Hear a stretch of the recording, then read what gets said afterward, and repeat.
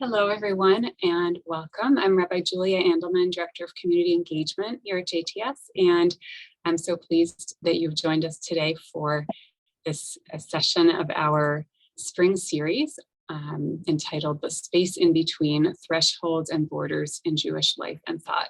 I know that we have people who are joining us for the first time today, so special welcome to you, and we invite you very much to look at the previous sessions in the series if you're interested on this larger theme of thresholds and borders and in betweenness, which our Chancellor Emeritus, Professor Arnold Eisen, is going to be exploring today through this lens of hyphenation, Jewish American, American Jew, the complexities and joys of living a hyphenated identity. And we're going to have some other identity-related sessions coming up, such as gender identity and other aspects of the space in between through that particular approach of identity, as opposed to some of the other textual and ritual and other issues that we've looked at so far. But we're really excited for Chancellor Eisen, Professor Eisen, to be joining us today.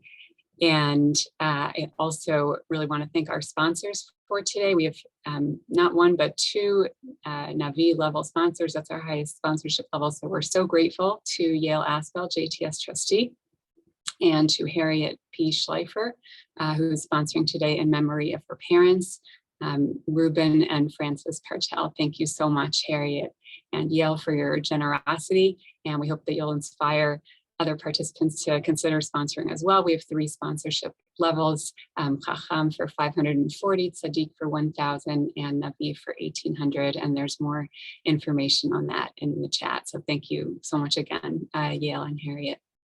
And Harriet, we're honored to honor your parents' memory through this session today. Just a couple of quick announcements before we move forward. So we have a 2-week gap coming up in a few weeks that I just wanted to alert you to. April 3rd, Monday, April 3rd is just a couple of days before Pesach, so we figure people will be busy that day, those couple of days. So we're not meeting that day. And then we were originally scheduled to meet also during Pesach, Monday, April 10th, and we've had to cancel that session, unfortunately, with Dr. Beverly Bayless. So we will have a 2-week gap, April 3rd and April 10th, and we'll let you know about that again closer to the time to remind you. And just one more thing, we have next week a really wonderful pre-Passover webinar coming up. And we actually conceived of it originally as being part of this series, and then we decided to kind of make it its own thing. But it's called Between Words and Pictures, Medieval Illuminated Haggadot from the JTS Library. This is going to be taught by Rabbi Morty Schwartz, who is the new head of our special collections at the JTS Library, otherwise known as the Rare Book Room. We'll be looking at some really wonderful priceless treasures from JTS's collection of Haggadah manuscripts, and we would love for you to join us for that. All right, so let's refocus though on Professor Eisen's session, and I turn it over to Tani to tell us about Q&A. Thank you, Rabbi Andelman. Just to go over the format of our session, Professor Eisen will pause for questions once during the session. We'll have some time for Q&A again at the end of the session.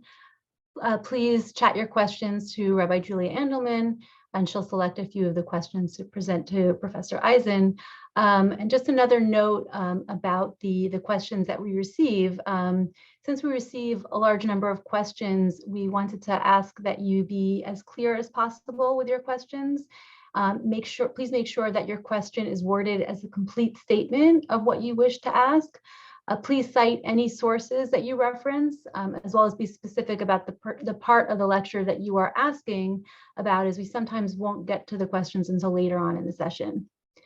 We appreciate your help with that. For any technical or logistical questions, please initiate a private chat with either myself or Ellie Gettinger. The sources for today's class were in the email that you received earlier today, and we'll be screen sharing them as well. So pleased to introduce Professor Arnold Eisen. Chancellor Emeritus of the Jewish Theological Seminary and Professor of Jewish Thought at JTS.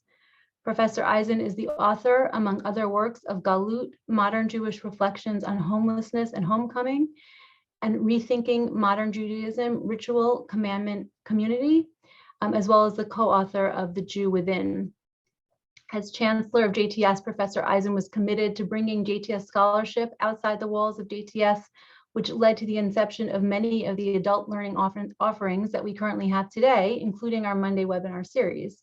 You can learn more about Professor Eisen in the full bio that was included with the sources. And I'm going to go ahead and turn it over to Professor Eisen.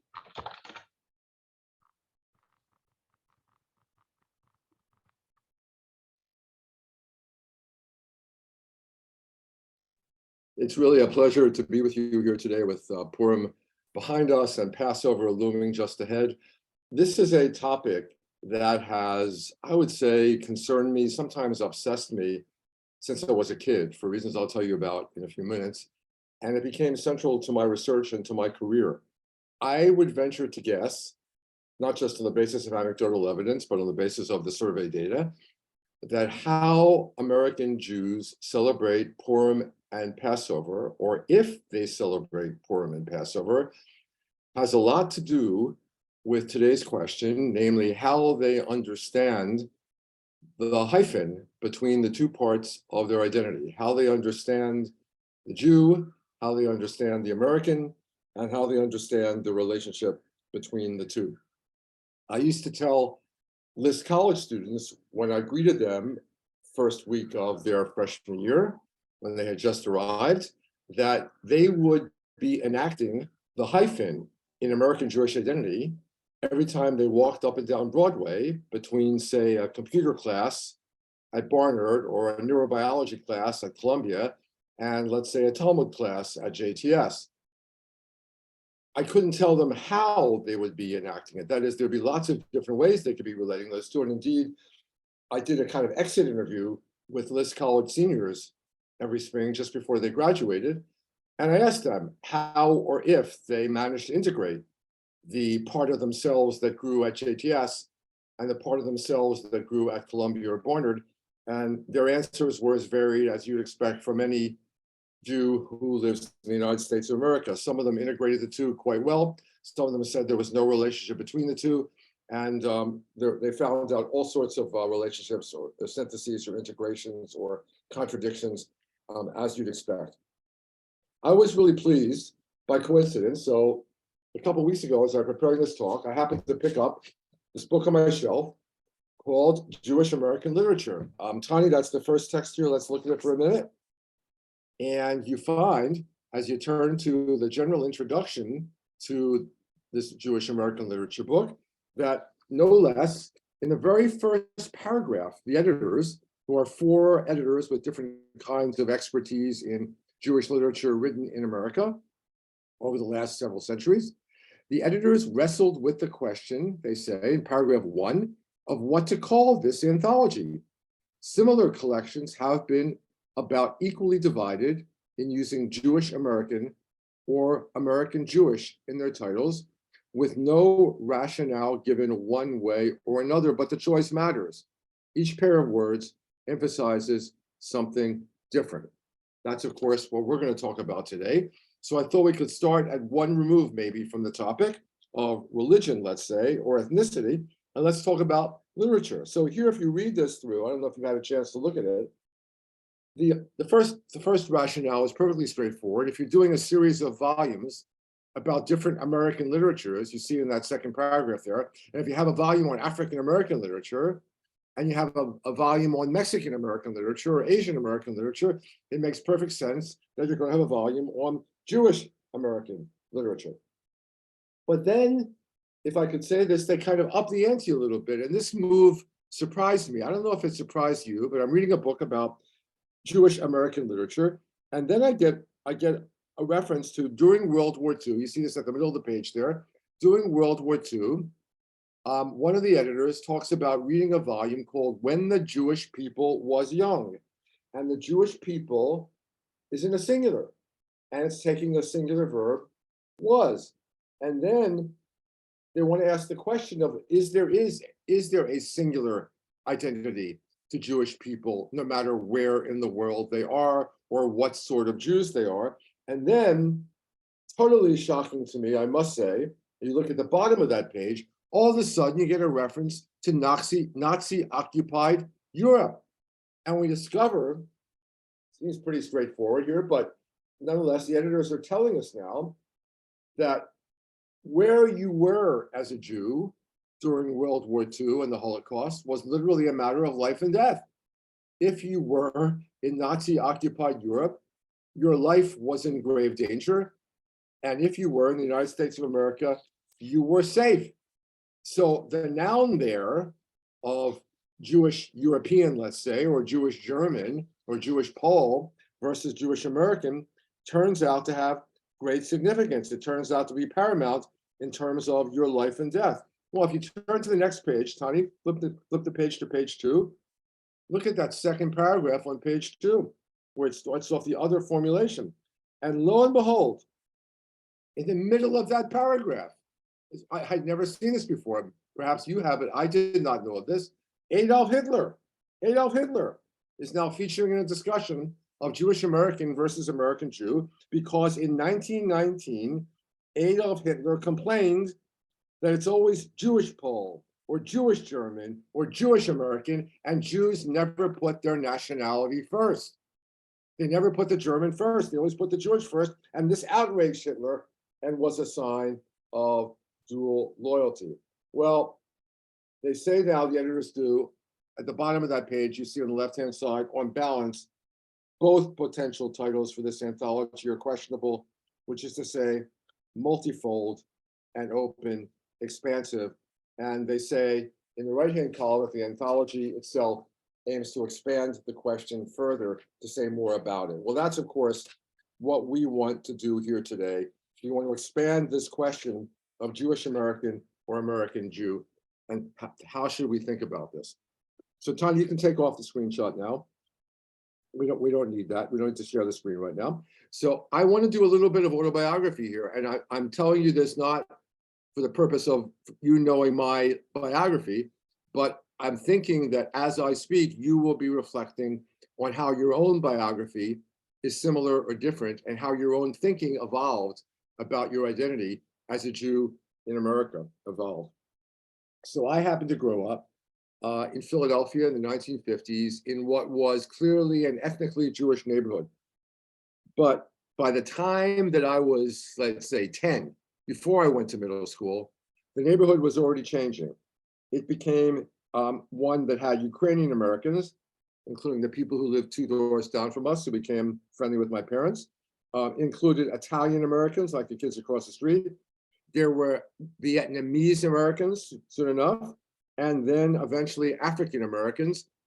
And I thought about this question of ethnicity, therefore, long before I had the word ethnicity. I knew somehow that we, our family, were different from these Vietnamese Americans and Italian Americans and Ukrainian Americans and African Americans.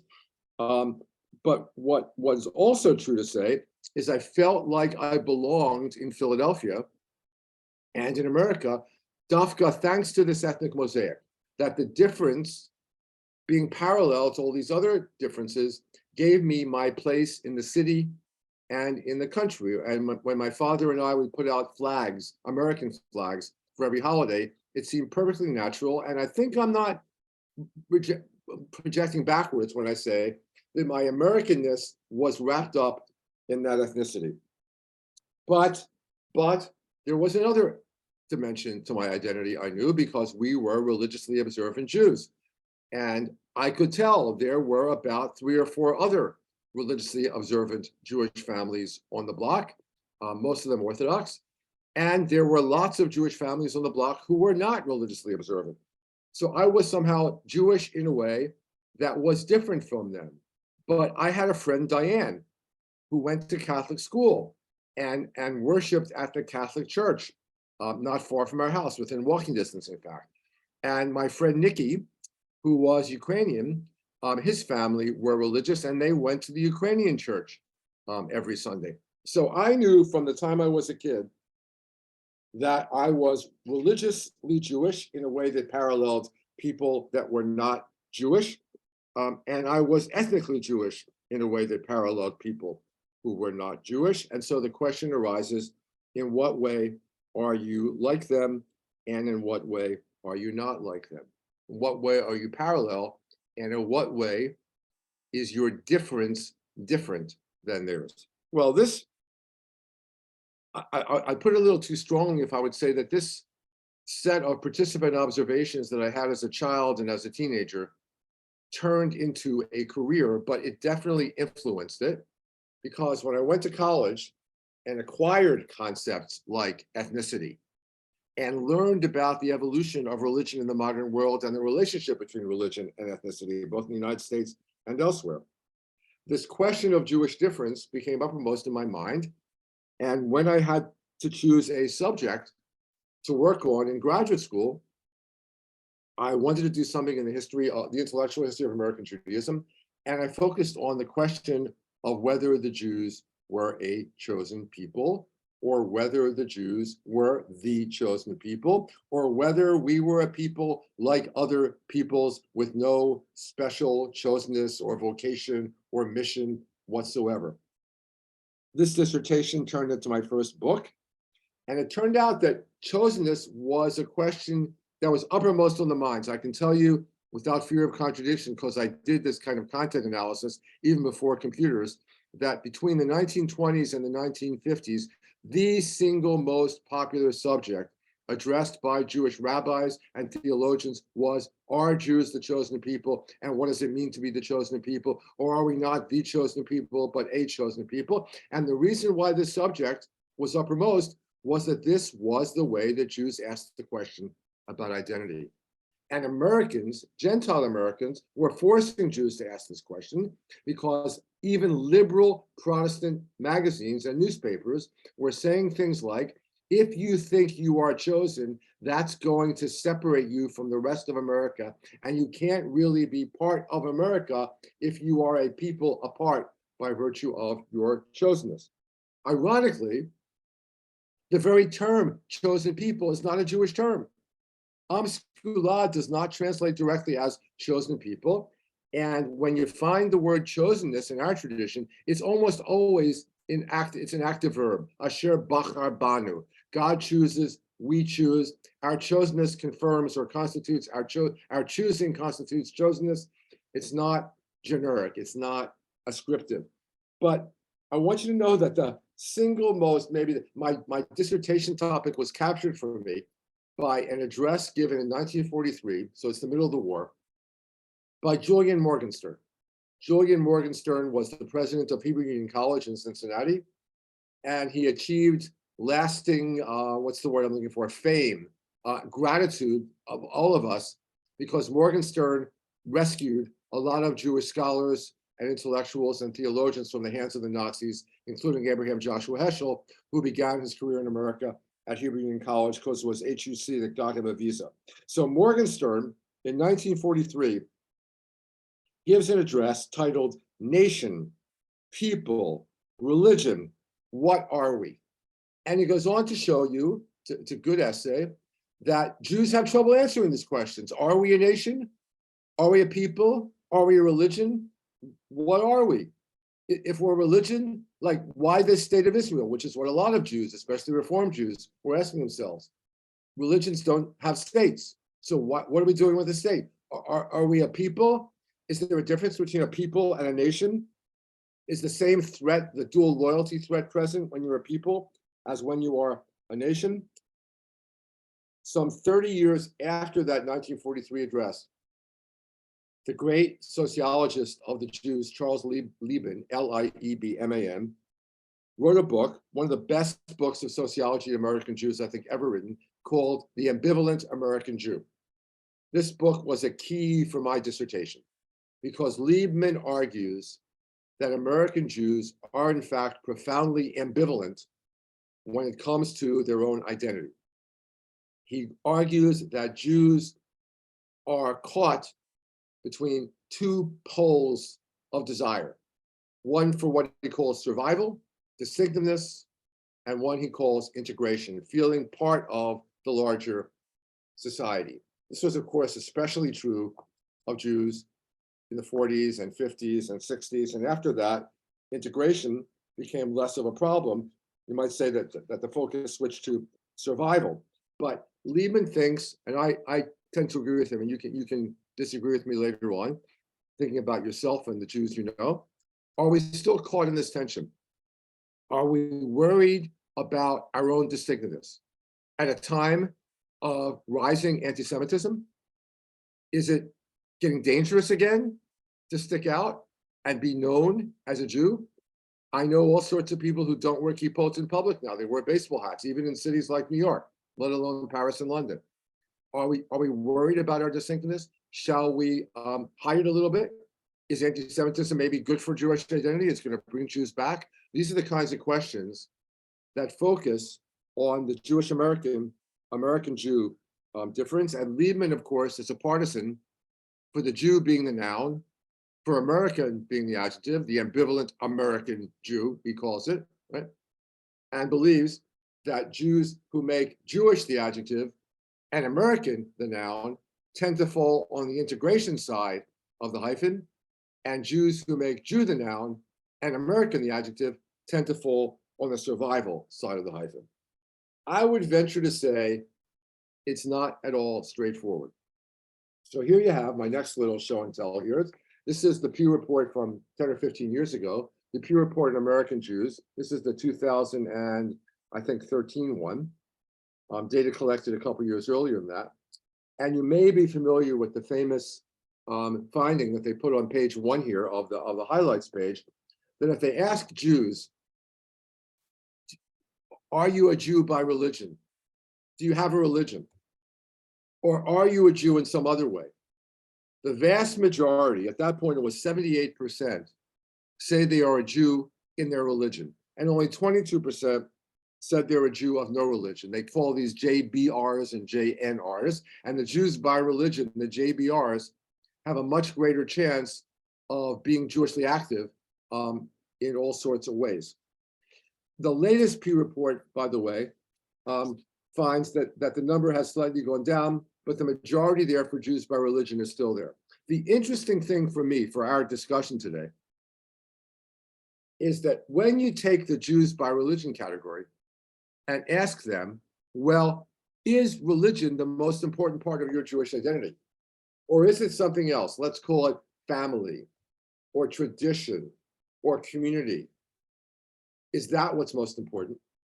Something like 2/3 of the Jews are going to say, no, it's not religion. These are Jews by religion who say religion is not the most important thing. The most important thing is something else, family or community, tradition, whatever. I, I have a background a little bit of me in sociology of religion as well as intellectual history. So when I was chancellor of JTS, I would go around to conservative synagogues around the country and talk on Shabbat morning. I decided I'm here, I'll do the survey. So by a show of hands, I would ask every congregation I visited, conservative congregations for the most part, on a Shabbat morning, like they're in shul, they're Jews by religion, obviously, if religion was the most important part of their identity. And consistently, 2/3 said, no, religion is not the most important part of our Jewish identity. The most important part is something else like community or tradition or history. So the question is very much still with us, and that's one I would like this group to answer at a certain point by the end. Are we Jews essentially by religion? Are we Jews by something else? Or are we Jews by both? What essentially defines us? So I would like us to ask, we're just going to ask ourselves as we go on here, what are the two parts there? What does the American signify to us? If you're American, Canadian, whatever, what does the Jewish signify? And what is the nature of the relationship between the two? Is it a synthesis? Is it a tension? Is it a contradiction? Is it a blurring of the boundaries such you can't tell where one ends and the other begins? How should we do this? Well, I wanted to do one more thing before we break for some questions.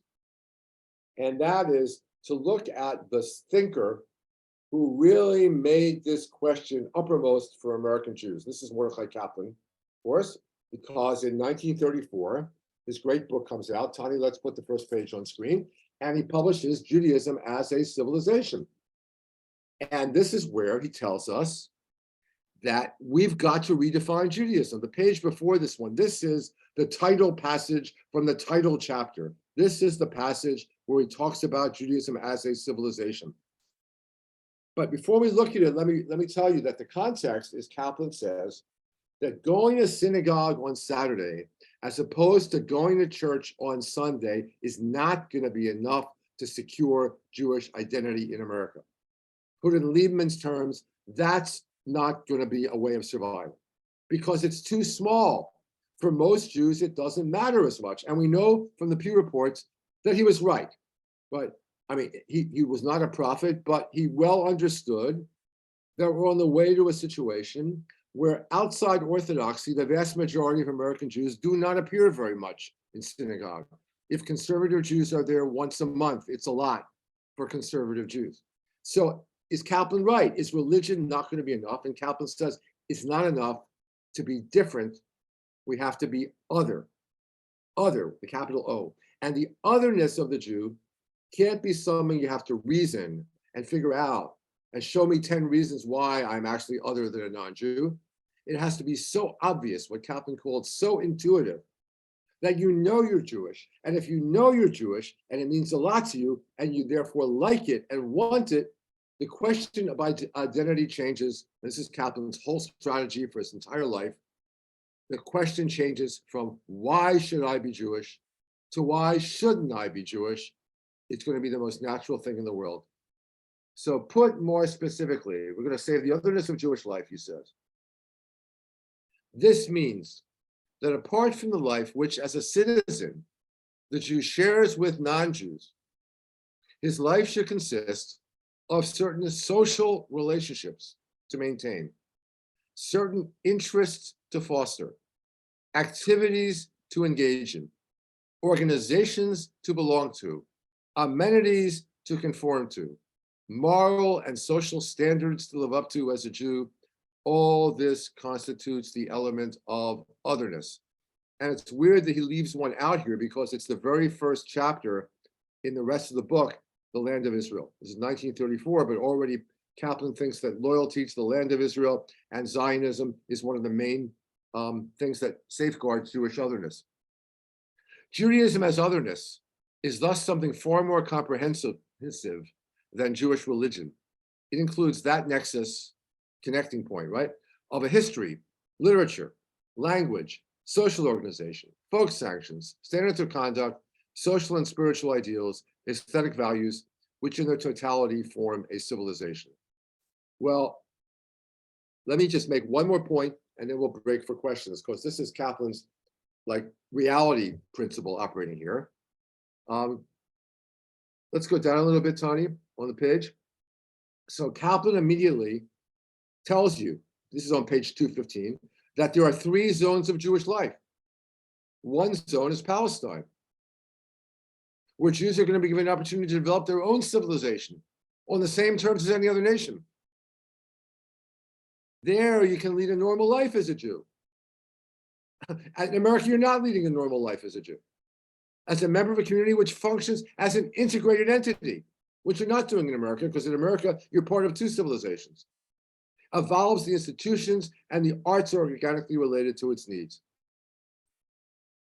So if you want to have Judaism as your primary civilization, Kaplan says, go to Palestine. This is a man who's devoting his life to America, right? The second zone of Jewish life will extend over those countries where they are granted the rights of a culturally autonomous minority people. We can skip this quickly because this was the vision of Shimon Dubnov, Jewish cultural and ethnic autonomy in Europe. It never came to pass. Azerbaijan that Stalin established was a joke. So this never happened. And the third zone of Jewish life, note, which would include countries like France and America. It's a misprint there on the F, France, but France and America. He puts America in the same category as France, where the only civic status recognized by the state is that of individual citizens, and where Judaism can survive only as a subordinate civilization. I stress the point, this is a man who wants you to live Judaism as a civilization. He's recommending that you do it in America. And he tells you straight off here, as if this is a different book, that if you want your Judaism to be primary, don't live in America. In America, it's going to be a subordinate civilization. Tani, let's go up to the last paragraph here. One more page here. Go up. There you go.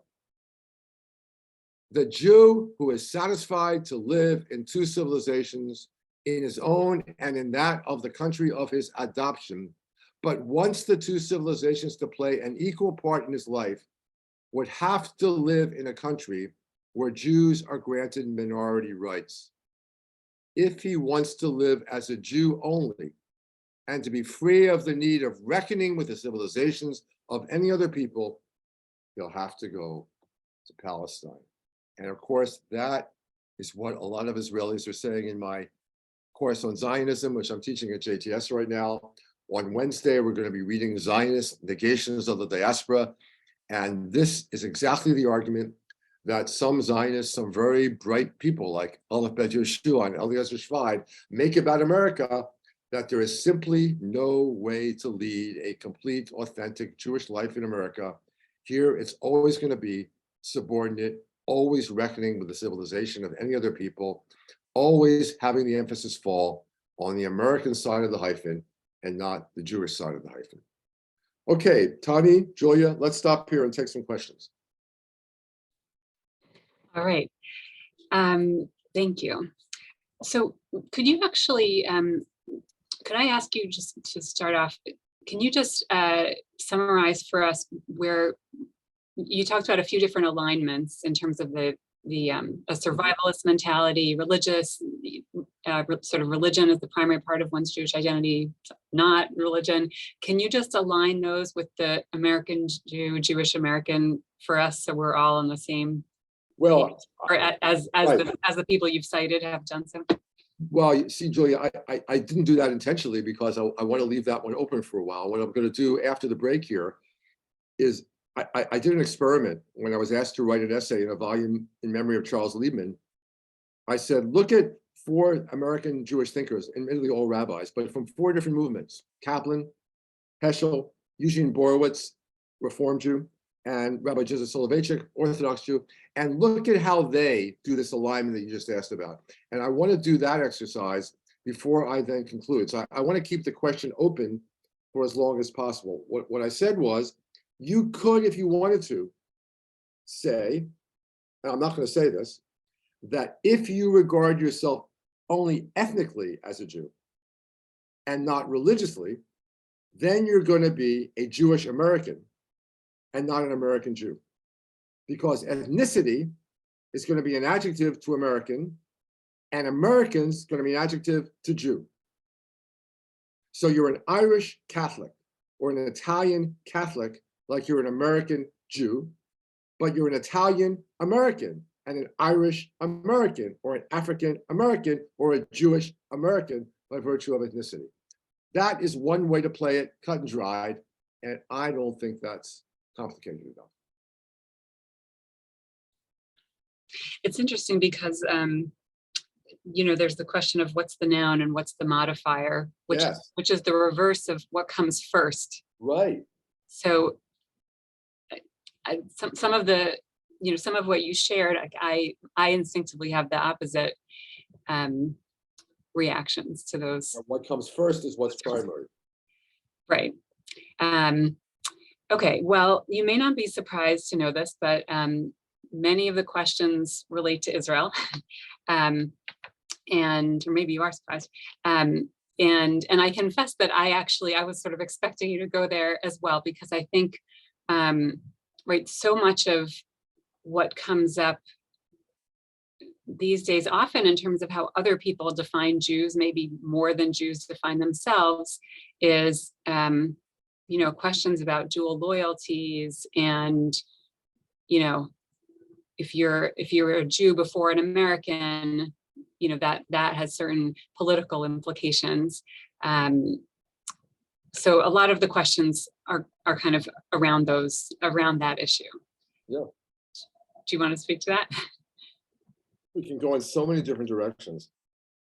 The one thing is, if you are an American Jew, but you have family in Israel, so you know that there are Israeli Jews that are close to you, right? And let's say you have kids who are living in Israel and Aliyah.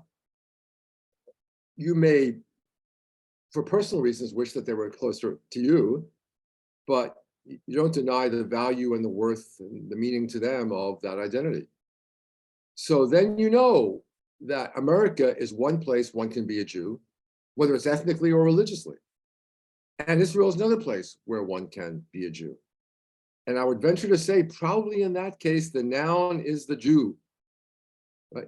Or if you're an immigrant, you remember your grandparents being immigrants.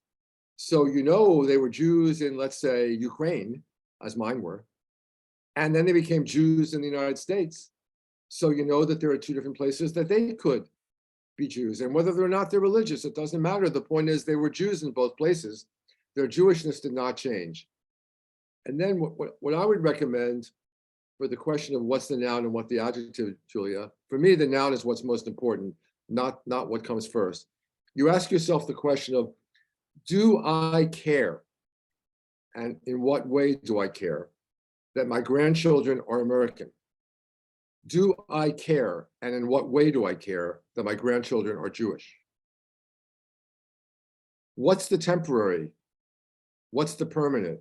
Right? And that's the kind of question we're going to get to when we look at these four religious thinkers in a moment. But the challenge for Israel is not just that you have Jews there and you have Jews here, but you have Jews there who tell us when they are, I think when they're being honest, the way that Bibi Netanyahu was honest after the Paris bombings, that, you know, anti-Semitism and assimilation are a fact of life in the United States of America, as they always are in diaspora. And if you want to really come home, come home. And so unite the two parts of your identity. I'm teaching this famous essay today that Aleph Bet Yoshua went on a rant at the 100th anniversary celebration of the American Jewish Committee. Was the 100th? I think it was, or the 50th. And yeah, the 100th. And he said, you know, you have no future, right? And here I am, an Israeli and Jewish. I don't have a difference between my Israeliness and my Jewishness. It's my skin. This is who I am. Whereas you can take it off or put it on again, this Jewish thing. You're American. Everything you do here is American. It's not Jewish. Well, that's an extreme point of view, but it makes the case that we're trying to make here. He doesn't like the hyphen. He thinks the hyphen is a mark of inauthenticity. Like as Kaplan said, you can't live in two civilizations. One of them is going to be primary. And for most American Jews, we know the American is the primary one. It's a fact. I think that's helpful. Sort of what's the permanent? Yes, what's at stake? Yeah. So someone put in the chat, it's sort of, this is also related to Israel, but very different, that he wrote, there are Israelis who feel more kinship with Druze who do army service than with diaspora Jews who do not. Meaning, and I would guess he could also have put in there Haredi ultra-Orthodox Jews who don't. So there's right, sort of the lasting, the most defining piece for such an Israeli is not religion, not where you live, even not sort of what role Judaism plays in your life, but kind of the essential thing is, do you fight on behalf of the Jewish people? Which is interesting, I thought. And we know that the great overcoming of anti-Semitism in the United States happened as a result of World War II. The great acceptance of Jews followed World War II. And, you know, a lot of people attribute this to the fact that GIs sat in those bunkers with Gentiles. Jews and Gentiles saved each other's lives and fought together. And that was a defining moment. You risk your life together, you're part of the country. And, right? Yeah. Do you want to take one more question? Sure. So one person asked about kind of American geography. He wrote, I grew up as an Orthodox Jew in a rural Midwest town. how did your study of Jewish American identity take into account the values of Jews growing up in rural America versus big city America? Yeah, so two memories. In 1976, I was writing my dissertation in Israel at the Hebrew University. I was writing about American Judaism and the chosen people idea at the Hebrew University. And I was teaching a Young Judea year course contingent. And one of the students said, I know I'm the chosen people. I grew up in a small town in Texas. I was the only Jew in my high school. We were reminded that we were chosen every day of the week. It means something different. And I had a memory. I was in the middle of writing my dissertation, and I decided to go from Philadelphia to Pittsburgh on a Greyhound bus. And there was a point in the middle of Pennsylvania where the northbound buses, north and southbound buses, and the east and westbound buses come together at one rest stop that's only for Greyhound buses. And there must have been 500 people there in this giant cafeteria. I'm looking around, as much as I could determine, I was the only Jew among these 500 people, if you can tell by faces and, et cetera, et cetera. And I'm writing my dissertation about the chosen people. And I said, aha, now I understand my dissertation in a way I had not understood it living in New York or Philadelphia or Jerusalem. It's a very different experience. So yeah, I take the point of your question, really right. I think of it also a lot as a, a professional Jew, so to speak. Right. And, kids in Jewish day school, there's, someone who is potentially much more observant than I, but who's living out there, more or less observant, living out there in the secular world professionally, has a different role to play than I do, functioning as I do within the Jewish community almost entirely. Absolutely.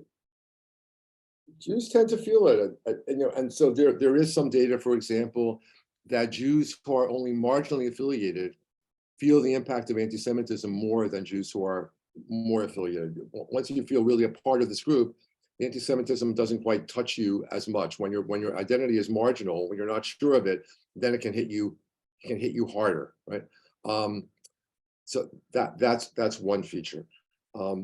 There's all sorts of different ways to play this Jewish American Jew thing.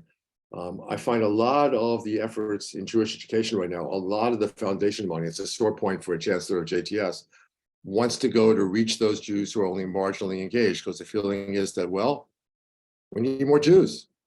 And the vast majority of American Jews, if they're affiliated at all, are only marginally affiliated. So let's try to get those people and move them into greater affiliation, rather than spending our budget shoring up the identities of those who are already involved. That kind of take care of itself.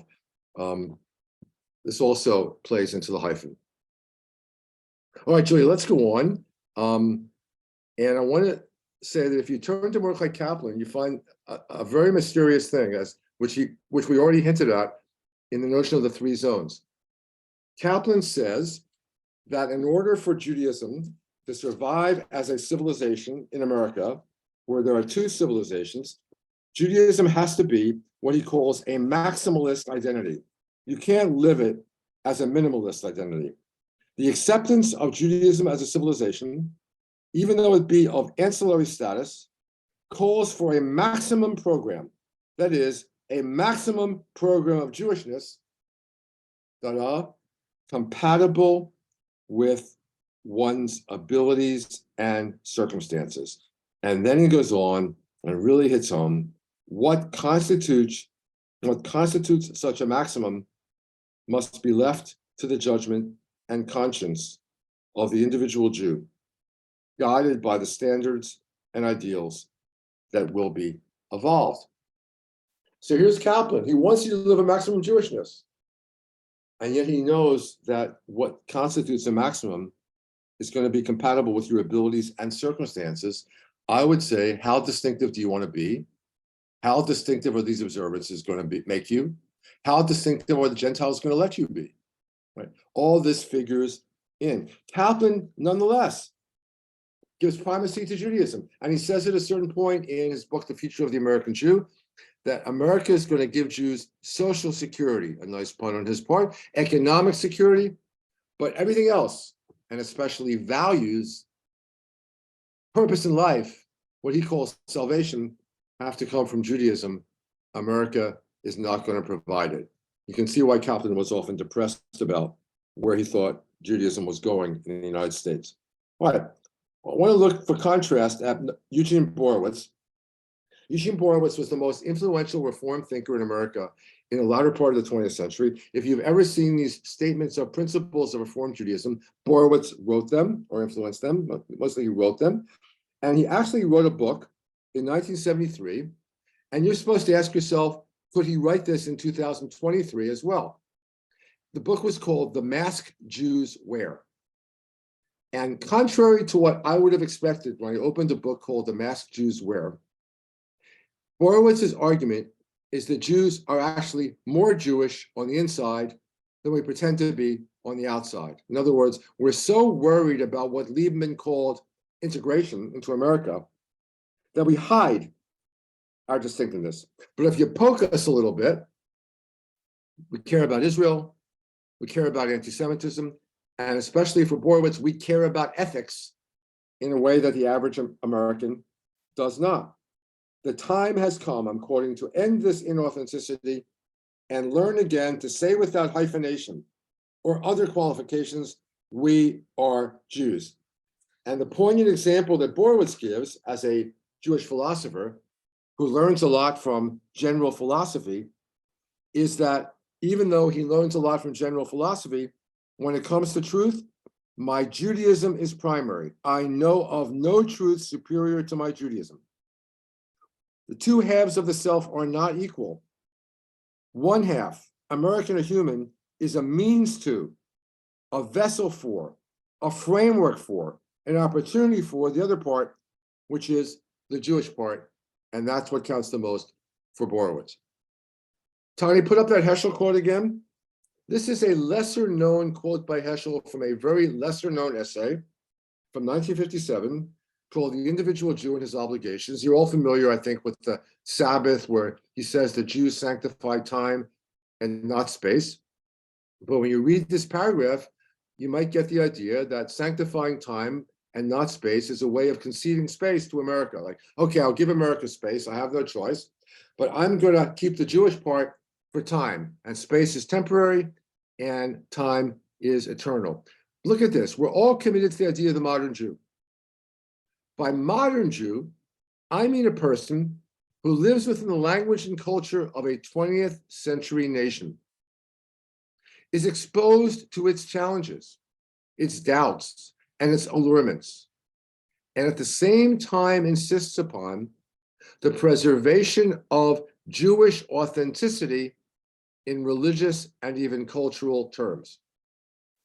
That's Heschel's definition of the modern Jew. So you live inside a different language and culture. You're exposed to it, but you also insist upon the preservation of Jewish authenticity in religious and even cultural terms. And I think why he says even cultural is not that cultural is more important, but it's harder. If you insist on a Jewish cultural terms and not just Judaism being a religion. But let us not forget that the modern Jew is but an experiment. And who can be sure that the experiment will succeed? This blew me away when I first read it, because Heschel was, of course, a refugee. And he wouldn't have said this about the Polish Jew. There were Polish Jews for like, what, 1,000 years? He wouldn't have called them an experiment, but now they were all dead. And their civilization was dead. Hitler had killed it. But what he's warning us, sounding like a Zionist here, is that the American experiment may not succeed. Depends on us. The avenues of communication between Judaism and the Jew, the channels of thought and understanding are obstructed. There is no intellectual contact, I think contact is what he means, between them. So if you ask Heschel what counts for more, clearly it's Judaism, clearly. And notice that America is on the outside. Judaism is on the inside. And I would say if there's one glaring difference between the way I think about my own identity, you have to ask yourself this, and the way Heschel thought about it, is that America is on the inside of my identity. It lives in me. I don't just live in America. America lives in me it is me to some extent. Well, just 2 minutes to mention Soloveitchik's famous essay, The Lonely Man of Faith. I think this man here could be a person of any gender. And the lonely man of faith is lonely. First of all, because faith, according to Soloveitchik, is something between you and God that you can't communicate even to the person closest to you. So faith is only lonely. But you're especially lonely if you're modern. And you're especially lonely if you're a contemporary American Jew. Because there are 2 sides of you. There's Adam the first, who's the Adam of science and mastery over the universe and control. And you can even have a belief in God as a watchmaker or maybe as a founder of goodness. But then there's an Adam the second that's in you. And this is the part of you that enters into covenant with God and with other people. This is the part of you that loves. This is the part of you that has a contract with a society that's more than utilitarian. Real communities. So of the 2, Soloveitchik says you need both of them. You need Adam the first, you need Adam the second. But Adam the second is what really counts. And in the modern world, and especially in modern America, Adam the first has grown out of all proportion, and Adam the second has shrunk, and Adam the first lives inside of us. So now the battle between Adam the first and Adam the second is acute inside the contemporary American Jew. The dialogue between the person of faith and the person of culture comes to an end at a certain point. Jews of faith are more lonely than ever before because you're a minority, Jews who care, within a minority, Jews.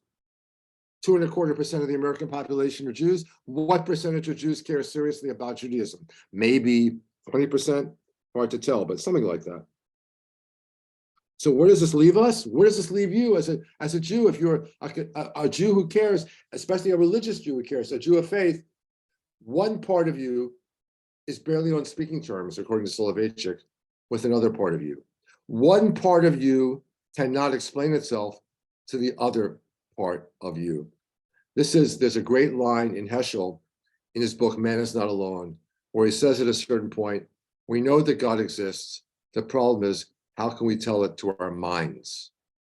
How do we tell it to our minds?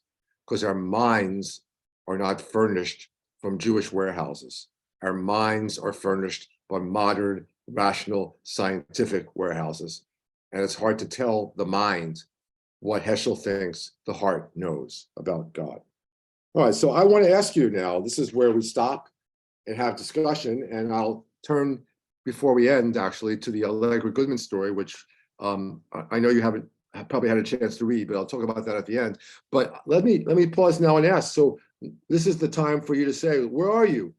Are you a Jewish American? Are you an American Jew? What does that mean? Why are you one or the other? Or are you both? And what does the hyphen signify in your identity?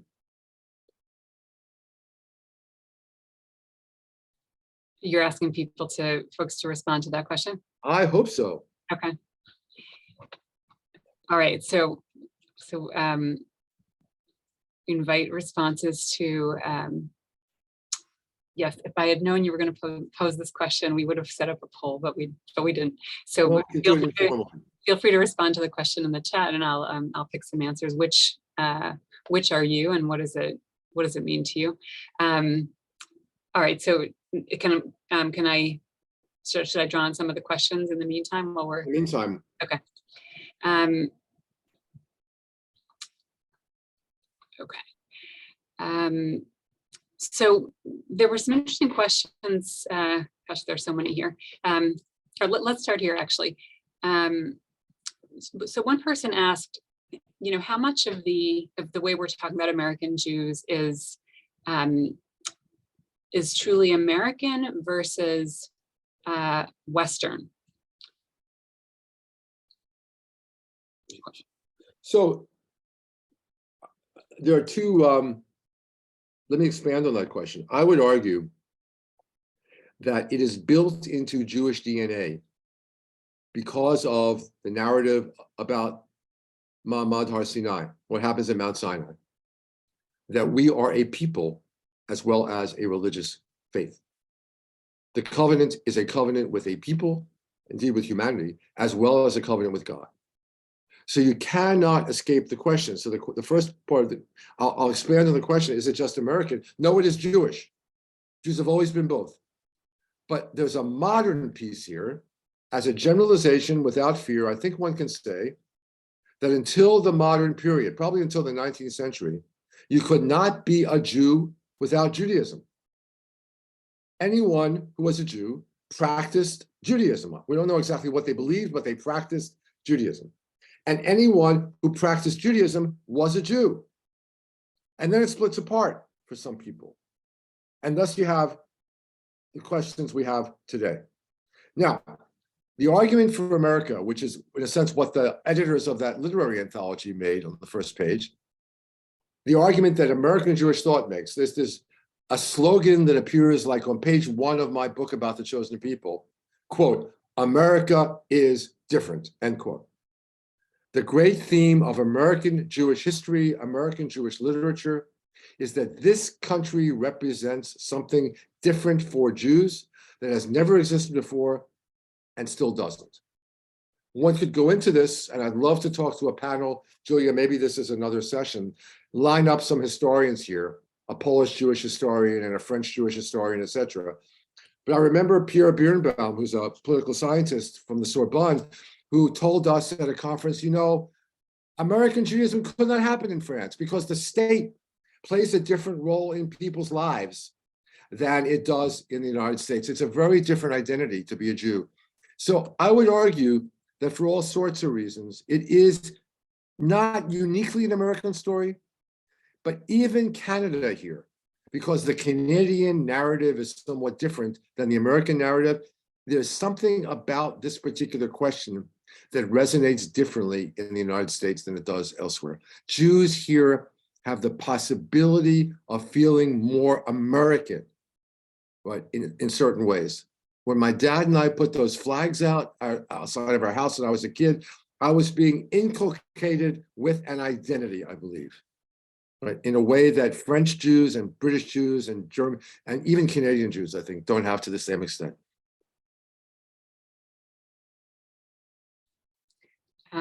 It's amazing actually to hear that there's so much that people are putting in about how they identify and why. So there's no way for me to read it quickly, but let me just share some of the first few responses that came in. So a handful of the first responses that came in were actually focused on, you know, what we might call intersectionality these days, if we want to be fancy about it, or just the fact that that there are more identities at play even than the two that we've been talking about. One, I like one person wrote, on some level, you're asking us to unscramble the omelet, but more specifically, a few people, like here, one person wrote, when asked to describe myself, I say mother, Jew, American. I do it on purpose in that order as the size of the group, sort of, you know, the sort of the most immediate sphere of who she's beholden to or connected to. Mm-hmm. Someone also, you know, talked about multiple national identities.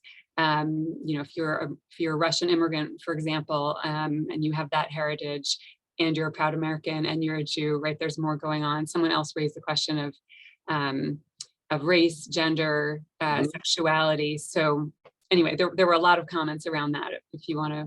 And that is a big piece, Julie. If you read the literature on identity now, multicultural identity is really big. And are Jews of color different than white Jews in this regard? And I just read some foundation proposals from Asian American Jews and Jews of color who live in the United States about their Jewishness. And the argument is that it's a different sort of Jewishness. There also is a question of a self. And I'm, you know, I thought you were going to go here too. There's not just a question about the national, but is identity itself a fiction, right? And there's a lot of literature now on the self which says that identity is a fiction. Like, we're not one and never were and shouldn't pretend. And so we are multiple pieces and we're not just one self, right? And so to say that what's an adjective and what's a noun, we're assuming that the nouns and the adjectives are in the singular, maybe they're in the plural.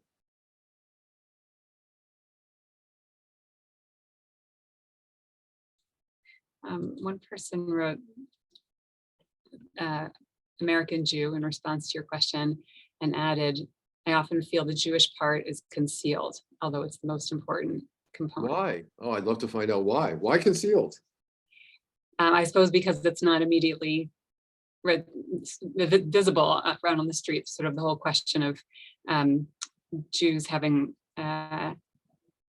entered the group of people defined as white most often. So can I tell a story here? We're not in a rush, right? I was on sabbatical. I was a professor at Stanford, and I was on sabbatical at the Stanford Humanities Center. And there was a scholar there, a woman who was from what was then called Communist China, I believe. And she was writing about the role of women in the Cultural Revolution. And we sat at lunch one day and she told me that I was the first Jew she had ever met. And she was astonished. She said something like this: "You're no different than everybody else. You're dressed just like everyone else." I said to myself immediately, 2 points for Chabad. What? That if one wants to be different, one should publicize it by dressing differently. Because she was of the opinion that I could not be substantially different because I was dressed the same way that other people at the table who were not Jewish were dressed. And so this is one of the things that we are, as Yud Lamed Gordon said, human beings on the outside and Jews on the inside. And does that work is the question.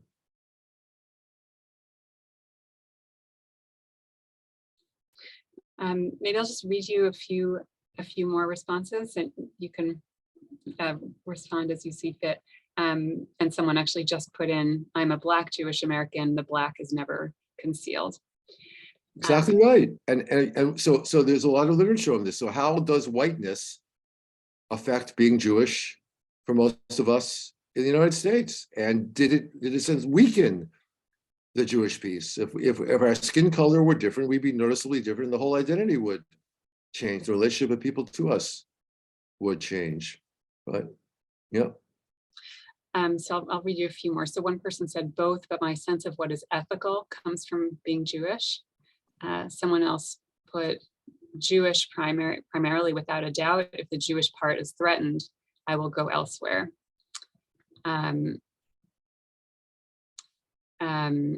American Jew, proud to vote and be a citizen of this country, but my life clearly revolves around the Jewish calendar, rituals, Shabbat, holidays. If I were a citizen of any other country, my life would be very similar. My Judaism could be practiced anywhere. Those are a few, and a few, actually a surprising number talking about kind of immigrant identities as being part of this. I'm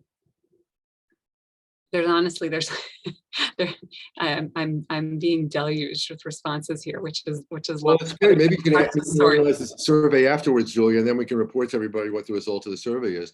But yeah. I would say to the person who you quoted a second ago, so what music do you sing in shul? And if you're singing Debbie Friedman, it's obvious that the music that you're singing in shul has been seriously influenced by American music. But I would argue it's not just Debbie Friedman, that a lot of the music we sing in shul, but a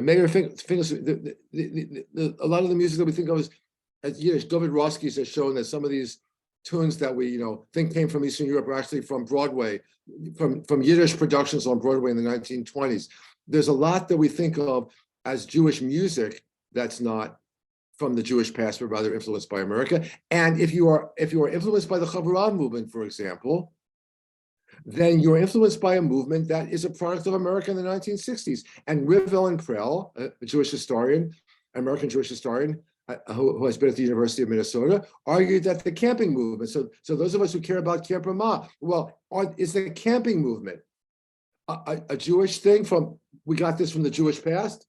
No, it's not from the Talmud, it's not from the responsive literature. The camping movement comes out of America and someone from Germany as well. So there are all sorts of things that we think of as part of our Judaism, including the way we read Hasidism, by the way. I mean, a lot of the way we read Hasidism is Martin Buber's impact upon Hasidism. Okay, not an American, but there have been translations into America from this. So I'm just making a point that a lot of things we think of as the Jewish piece are actually a result indirectly of the American piece. And you see that when you look at Jewish communities outside America, including Israel, and they see these things as imports, and perhaps as inauthentic, by the way.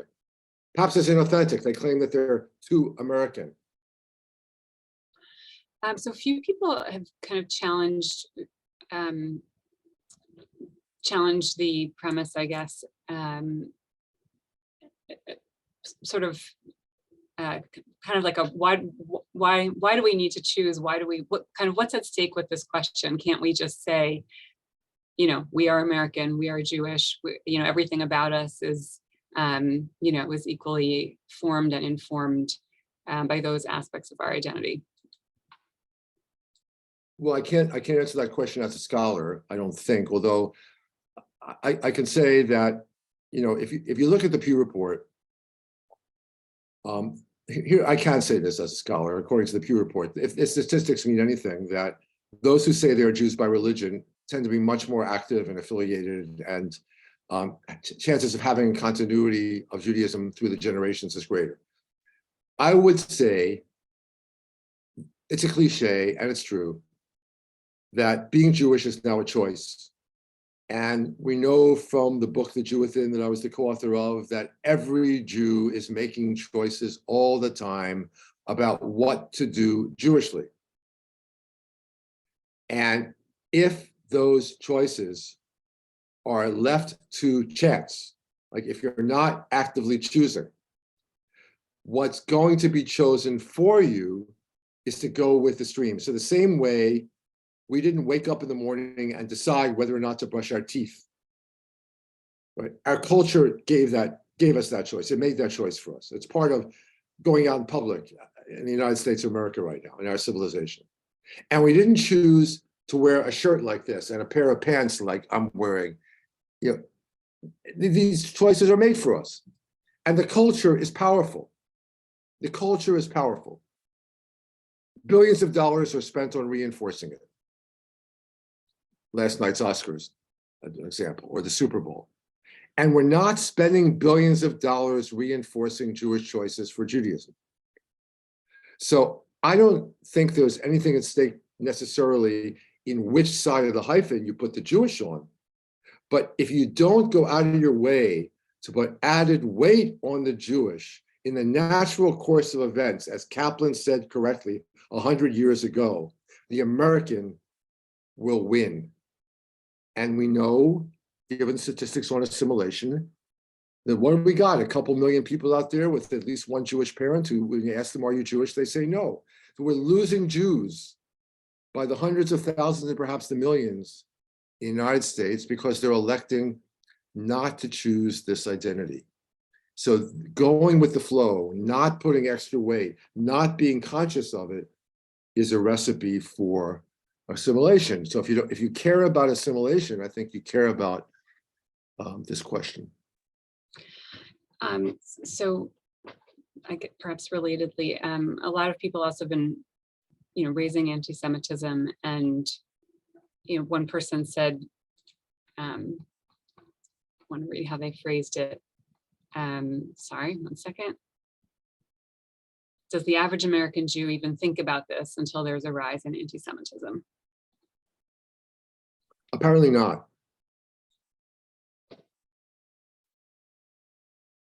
You say more? Well, I mean, I don't want to get depressed. I don't, but I have always said, don't read the Pew Reports, because they generally ask the wrong questions, and they measure things that can be quantitative, and we are a tradition. We are a people that survives on quality, not on quantity. So the Pew Report can find out what percentage of people go to synagogue, what percentage of the time, but it can't find out what it means to them. Or they can tell you what percentage of Jews will have a Passover Seder this year, but they don't know what's going to happen to that Passover Seder and why they're having that Seder and what's meaningful to them. And of course, if you said to me, well, grandparents and grandchildren and history and Holocaust and Israel and everything is all wrapped up in these Passover Seders, I would say, yes, that's the secret of its popularity and its success, of course. So but I want us to focus on the meanings of things. And since most American Jews, sadly, know very little about Jewish history, including the history of the religious tradition or the history of the ethical tradition. So when you ask them what matters to them as Jews, you know what result you get. I mean, you have to think about the Holocaust. You have to care about the Holocaust to be a good Jew, and you have to care about justice in some way to be a good Jew, and you have to have a good sense of humor to care about a Jew. But you don't have to care about Israel. You don't have to know anything about the Torah. You don't have to have any Jewish knowledge. So those things are way down on the list for the average American Jew. So is it surprising that a third of American Jews say they don't care about Israel at all? No, it's not surprising given what their background is as Jews, what their relationship is to this tradition, right? Will anti-Semitism change this? Will anti-Semitism make people desire to know more about this people and its history and its tradition, that people are labeling me as a Jew and holding it against me? Should I know something more about this? It might in some cases. We just don't know. That's the question. But I wish I could be confident about that. I'm not. I'm confident about the fact that this is a great tradition. It's going to be here forever. The Jewish people is not about to disappear. But any one chapter of that people is always going to be in flux, and it's up to us to write the new chapter. So I want to read to you a comment from Eric Alterman, who wrote to disagree with you. Actually, I would argue that we're losing Jews not only because of assimilation. I hope it's okay, Eric, that I'm doing this in your name. Not only because of assimilation, but because of the Israel/Holocaust construction of what it means to be a Jew, which has been the default position of Jewish organizations since '67. The billions you speak of were invested there, not in American Judaism or Jewish Americanism.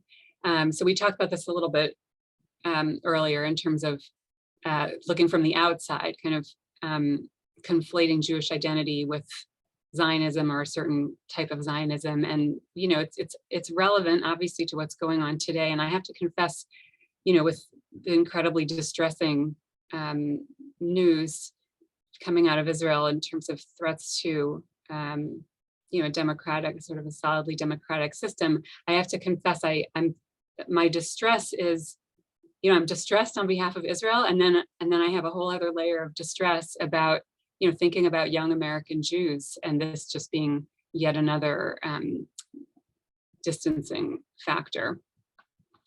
You want to share any thoughts on any of that? Yeah, look, Eric is absolutely right. You cannot base Jewish identity in America on Holocaust. Holocaust is something you have to get round. Holocaust is an obstacle you have to get past, especially if you are a religious Jew. I say especially if you're a religious Jew because you have some relationship to a God, and then where this God was and what this God does, and can this God change anything in the world? All these questions come up. These are what I call Passover questions, and they're very real. And so you find leading Jewish thinkers trying to teach us how to cope with the Holocaust, but it can't be a basis of identity. The idea of continuing as a Jew because you don't want to let Hitler win is not going to, I think, make it for us. And then you can't be a Jew if your life is in the United States because of what's happening to Jews somewhere else. It could be a negative, but it's very rarely going to be a positive. It might be a positive when it was about resurrection. It was about keeping the Jewish people alive after the Holocaust. So for my parents' generation, that effort to make sure Am Yisrael Chai, the Jewish people lives, which it did by the state of Israel, that could be a meaningful Jewish identity. But it's not going to be the meaningful Jewish identity for the current generation or the ones that are coming afterwards. So the world is in crisis. The meaning of life is in crisis. How do you cope with the fact that the planet may not be inhabitable for many human beings pretty soon? And so you got to have answers to these questions, proximate questions and ultimate questions. And you got to have a satisfying ritual life and ritual experience, and all of which argues for a Judaism that's what we call thick, not for a Judaism that's thin. It works if the Judaism is substantive, not if the Judaism is episodic and casual and a leisure time activity. So, and very few American Jews are living Judaism like that. And so younger American Jews don't have the example of that kind of Judaism. They haven't grown up with it. Right? They haven't seen it.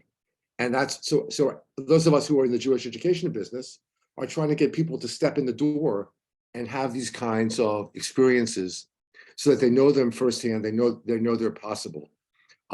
You're right, what's going on in Israel is very dispiriting. This is what we hoped for, so the Jews would have pogroms. This is what we waited 2,000 years to have a state for, so that Jews could prove that they're as bad as everybody else. No, that's not what you want to expose your aspiring Jewish people to. For all of us, it's a crisis of confidence in our Judaism, and you know, it's going to, I'm afraid, get worse before it gets better. But who knows? I'm not a prophet, thank goodness. It's another challenge to our Jewishness, of which there are many. So again, what I'm arguing for here, you're right. You know, that the unexamined life is not only that it's not worth living, the unexamined life is dangerous for Jews. Because unless you examine your identity and see what makes you who you are, and determines that you're going to put weight, you're going to put emphasis, and transmit that to those who come after you and those around you on things that are most important to your survival as who you are as a Jew, the American's going to take care of itself, I think. It'll sort itself out. The politics, I believe, will sort itself out. I'm confident about that. Maybe I shouldn't be, but I am. But the Jewish piece here, given our history, given what happened in every previous diaspora, you got to work hard at this. And so we've got to put some weight on the Jewish side of the hyphen. And I'm concerned if people dismiss one side of the hyphen as just not important. Just you know, it's an adjective. That doesn't count. So going back to Kaplan, there were a lot of comments earlier about you know, how thick or substantive can kind of a purely cultural Judaism be, and isn't what you're saying now, you know, kind of exposing the weaknesses in that approach to Jewish identity. Well, within 3 years of writing Judaism as a Civilization, Kaplan published The Meaning of God in Modern Jewish Religion, and he stopped talking only about civilization. He started talking about Judaism as evolving religious civilization. So it had to be more than religion, but everybody agreed with that. For those who observe Judaism as religion, it's always more than religion, right? So it's a religious civilization. The question on the table, Julia, which you can't answer unless you're a prophet, is, does a purely secular Judaism have a chance of making it outside Israel? Right. I'm not sanguine, but I wouldn't want to rule it out because a lot of people are trying to do it. I don't want to say it's impossible, like give it a serious try, but it's hard to do outside Israel.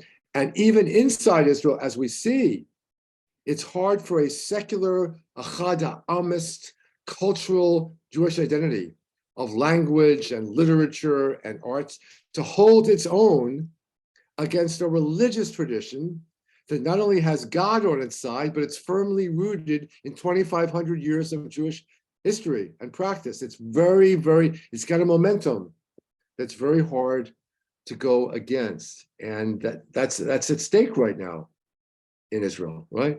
And I think that, you know, it's an open question here. It's not at all clear that secular Judaism can survive in the United States. I don't know what it would mean, but there are good people who are trying to do it. So more power to them, and let them take it as seriously as they possibly can. But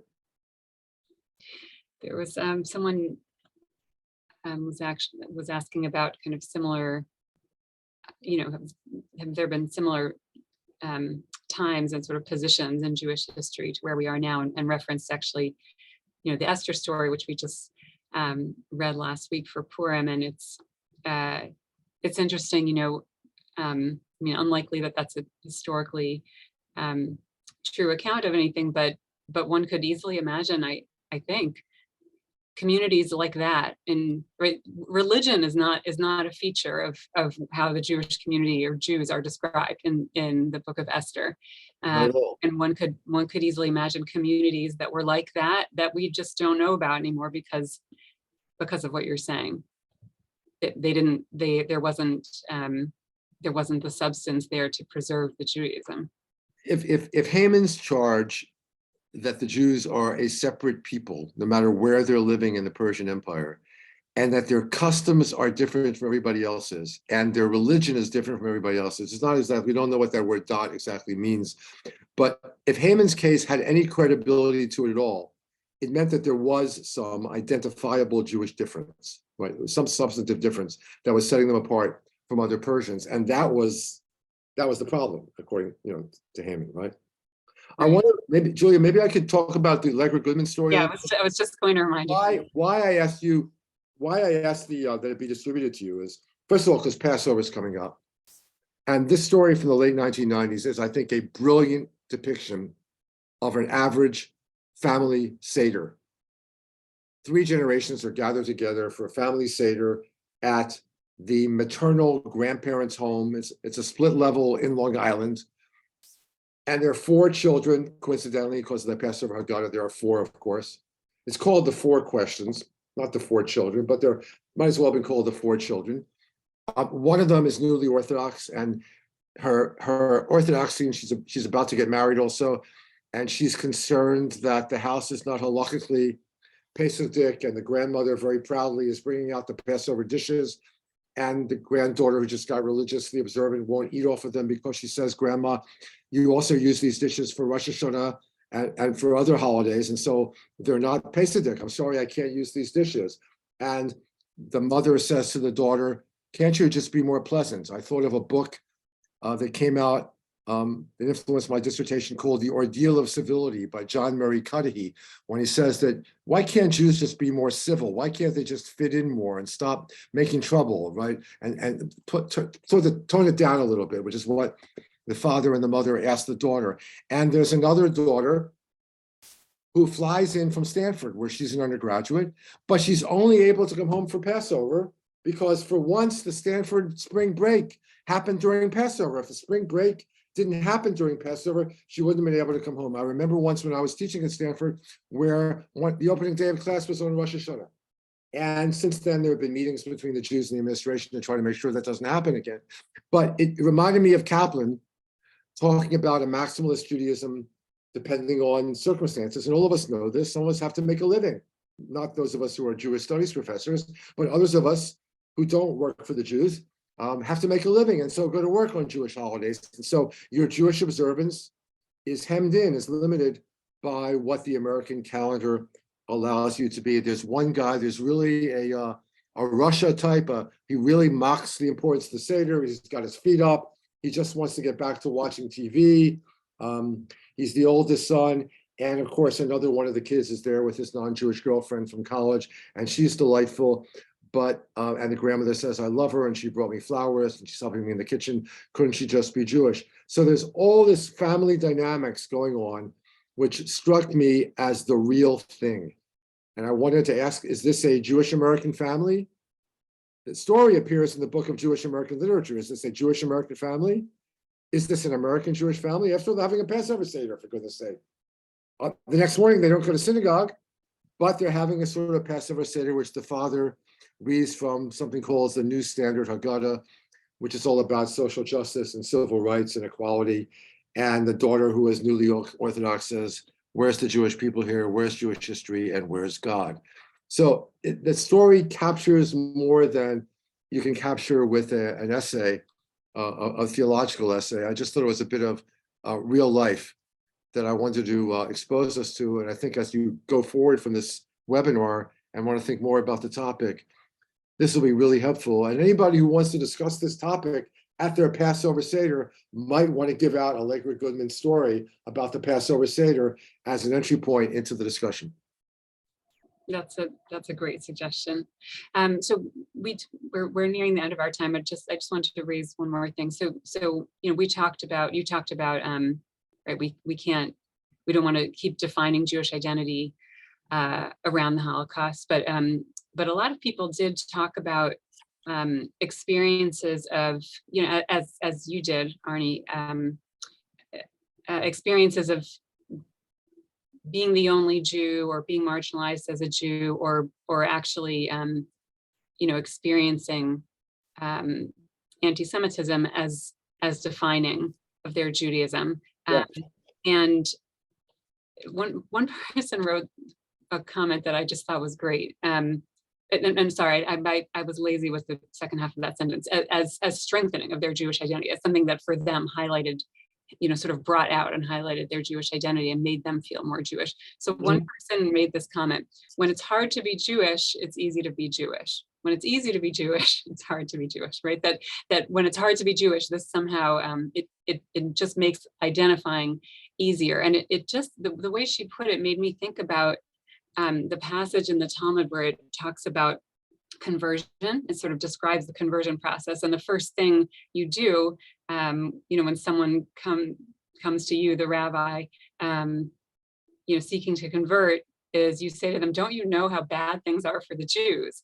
And if they say yes, and I still want to be Jewish, then you move forward. So, as far back as the Talmud, and that's probably an early source within the Talmud, a couple thousand years ago, somehow things being hard for the Jews was seen as like, if you get that and you're in it, like this brings out our Jewishness somehow in a way that maybe is not wholly negative. I wonder what you think. Yeah, I've been looking for the source of this quotation by Emil Fackenheim, theologian. I haven't been able to find it, but I remember, I think I heard him say it, that if you look at Jewish history as a whole, we have suffered from serious anti-Semitism at least once every 3 generations. At least once every 3 generations. So from that point of view, we don't have a lot to worry about right now, Julia, in terms of Jewish identity, because we're going to have some serious anti-Semitism if we don't have it already. And so Jewish identity is going to be strengthened. My feeling, anecdotally, as someone who studies American Judaism and modern Judaism, is that people run and hide if they can. People don't necessarily come together and emphasize what's different about them. So we'll get some people to do that, but others will run and hide. And so I don't want to rely on anti-Semitism. I want to mine the greatness of this tradition for what's in it. It's a wonderful tradition we have, got an incredible history, doing great things in the world, try to get that message out there. I cannot disagree, and I think Passover is actually a holiday that brings a lot of that out. So I hope that as we turn our focus there, we can all kind of revel and celebrate in the richness of that tradition. I just to close with something, a positive comment.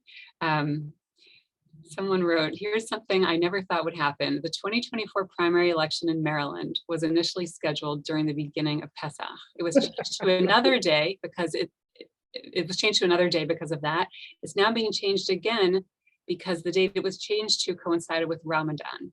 Some might say this could only be possible in America. So there you go. There are ways in which we continue to flourish. So thank you so much, Professor Eisen, for this incredibly rich and interesting conversation. And we really delved into the